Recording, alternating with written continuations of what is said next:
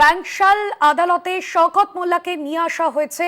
আমরা গতকালই দেখলাম যে শওকত মোল্লাকে গ্রেফতার করা হয়েছিল। শওকত মোল্লাকে আজকে মেডিকেল টেস্ট করানো এবং এই মুহূর্তে ব্যাংশাল আদালতে তাকে নিয়ে আসা হয়েছে। কড়া নিরাপত্তায় তাকে নিয়ে আসা হয়েছে।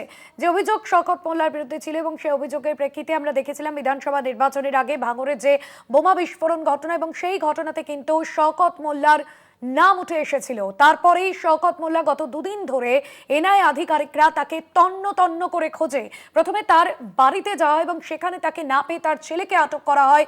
তার ছেলের ক্যাফেতে সেখানেও কিন্তু তল্লাশি চালানো হয়। পরবর্তীতে গতকাল রাতে এনআইএ আধিকারিকদের হাতে গ্রেফতার হন শওকত মোল্লা। এবং এই মুহূর্তে যে আপডেট আমরা পাচ্ছি, শওকত মোল্লাকে নিয়ে আসা হচ্ছে ব্যাংশাল আদালতে। শওকত মোল্লাকে ব্যাংশাল আদালতে নিয়ে আসা হয়েছে বলে জানা যাচ্ছে এবং কড়া নিরাপত্তায় নিয়ে আসা হয়েছে শওকত মোল্লাকে ব্যাংশাল আদালতে। রাজ্য বিধানসভা নির্বাচনের আগে শওকত মোল্লার বিরুদ্ধে যে অভিযোগ সামনে এসেছিল, যেখানে ভাঙড়ে বিস্ফোরণ কাণ্ডের সঙ্গে তিনি জড়িত ছিলেন এমনটা অভিযোগ, এবং এই অভিযোগের পরিপ্রেক্ষিতে তদন্তে নামে কেন্দ্রীয় তদন্তকারী সংস্থা এনআইএ এবং তারপরে সেই সূত্র ধরেই কিন্তু ক্যানিং পূর্বের প্রাক্তন তৃণমূল বিধায়ক শওকত মোল্লাকে গ্রেফতার করে কেন্দ্রীয় তদন্তকারী সংস্থা। শওকত মোল্লা গ্রেফতারের পরে দিকে দিকে উচ্ছ্বাসের ছবি সামনে এসেছে এবং আমরা দেখেছি যে ব্যাংশাল আদালত চত্বরে বেশ কিছুক্ষণ আগে বিজেপির বিক্ষোভ। আর এই মুহূর্তে যে আপডেট আমরা পাচ্ছি, শওকত মোল্লাকে ব্যাংশাল আদালতে নিয়ে আসা হয়েছে। শওকত মোল্লার গ্রেফতারির খবর ছড়িয়ে পড়তে আইএসএফ এর কর্মী সমর্থকরা বিভিন্ন জায়গায় তারা জড়ো হয়ে মিষ্টি বিতরণ করেন, উচ্ছ্বাস প্রকাশ করেন। দফতরের সামনে উপস্থিত হয়ে আইএসএফ সমর্থকদের একাংশ রীতিমতো উচ্ছ্বাস পালন করতে থাকেন। আর এই মুহূর্তে যে আপডেট আমরা পাচ্ছি যে শওকত মোল্লাকে নিয়ে আসা হচ্ছে ব্যাংশাল আদালতে।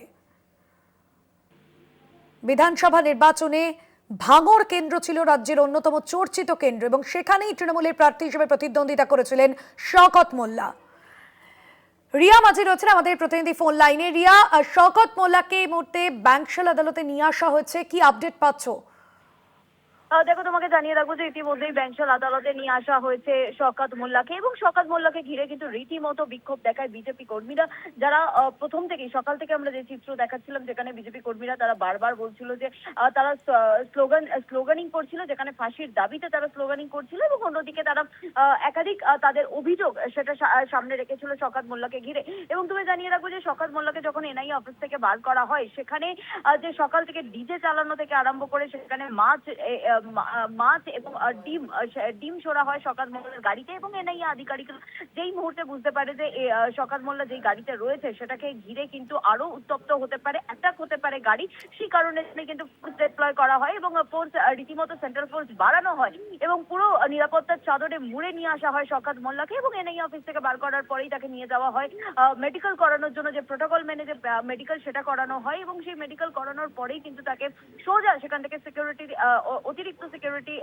দিয়ে তার গাড়ি নিয়ে আসা হয় ব্যাংশাল আদালতে। এবং ইতিমধ্যেই ব্যাংশাল আদালতে যখন শওকত মোল্লা তাকে আনা হচ্ছিল, সেই সময় কিন্তু ব্যাংশাল আদালতে রীতিমতো উত্তপ্ত হয়ে ওঠে এবং বিজেপি কর্মীরা তাদের দেখে কিছু জিনিস তারা লক্ষ্য করে ছুটতে শুরু করে, এবং তারপরে কিন্তু তাকে দেখে স্লোগানিং করে, চোর চোর স্লোগানিং করে, এবং তারপরেই একদম নিরাপত্তার চাদরে মুড়ে রীতিমতো শওকত মোল্লাকে ঢোকানো হয় এই ব্যাংশাল চত্বরে, এবং তারপরেই তাকে যে লকআপ রয়েছে ব্যাংশাল আদালতে সেখানে তাকে নিয়ে যাওয়া হয়, এবং আর কিছুক্ষণের মধ্যে পেশ করা হবে এনআইএ স্পেশাল আদালতে বলে এমনটাই জানা যাচ্ছে। একদমই রিয়া, এবং সেক্ষেত্রে আর কিছুক্ষণের মধ্যে তাকে পেশ করা হবে আদালতে। তবে এনআইএর তরফে কি কি বিষয়গুলো আজকে তুলে ধরা হতে পারে, কি কি বিষয় মূলত এনআইএর তরফে আনা হবে, যেখানে এই ঘটনার প্রধান পরিকল্পনাকারী হিসেবে চিহ্নিত করা হয়েছিল তাকে?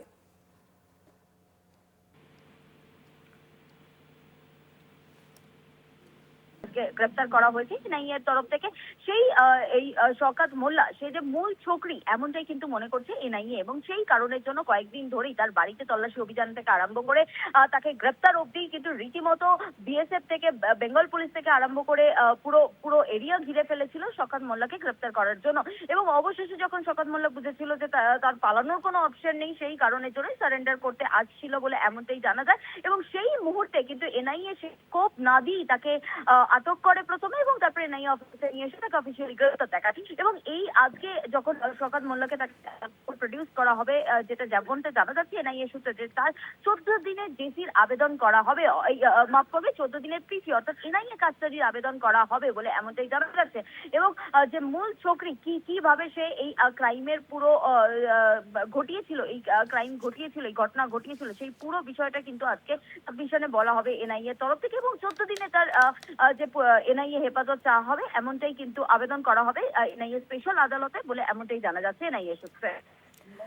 একদমই রিয়া, সঙ্গে থাকো তুমি। এবং এই মুহূর্তে যে ছবি আমরা দেখাচ্ছি, যে ব্যাংশাল আদালতে নিয়ে আসা হয়েছে শওকত মোল্লাকে।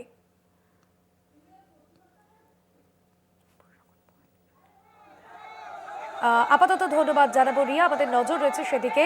রিয়া মাঝি ছিলেন আমাদের প্রতিনিধি ফোন লাইনে। শওকত মোল্লাকে বিশেষ ন্যায় আদালতে পেশ